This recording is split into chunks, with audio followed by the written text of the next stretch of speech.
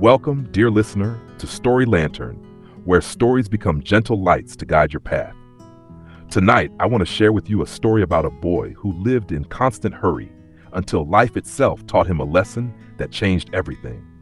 This is Nothing Grows in a Hurry. The Boy in a Hurry. Peter was a boy who could never sit still. He rushed through his meals, impatient for the next bite. He tapped his feet while waiting for rice to cook, as if the fire could hear his frustration.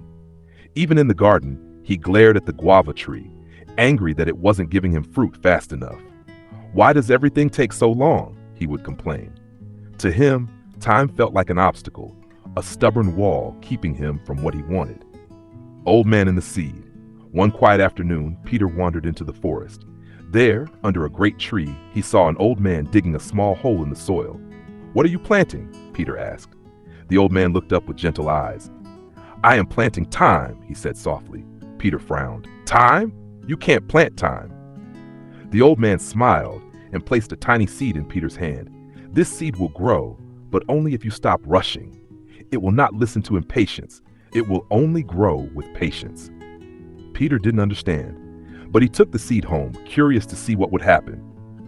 The boy planted it carefully in the ground. Every day he checked the soil. Every day he grew more frustrated. Nothing, no sprout, no green, just dirt. "Why won't you grow?" he shouted at the earth, but the seed remained silent. At first he wanted to give up, but something inside him whispered, "Wait." As the days passed, small things began to shift. One evening, he sat beside his mother as she sewed a bag. He watched her hands move slowly, stitch by stitch. For the first time, he noticed the beauty in her patience. Another day, he helped his little sister pick up rice that had spilled on the floor. The task was slow, but somehow it felt calming. Later, he sat with a younger boy from the village, teaching him how to read. At first, the boy stumbled over the letters, but Peter found himself waiting, guiding, encouraging, something he had never done before. Without realizing it, the restless boy was learning patience. His heart, once full of hurry, was becoming calm. One bright morning, Peter walked to the garden, and there it was, tiny, fragile, and green. The seed had finally sprouted. His eyes widened with wonder. At that moment, he remembered the old man. He ran back into the forest, and there the man was, waiting beneath the same great tree. The boy bowed his head. "I understand now," he whispered. "Time is not my enemy. It is my friend, my teacher." The old man smiled. "Yes, child. Nothing grows in a hurry. Not seeds, not trees, not even you.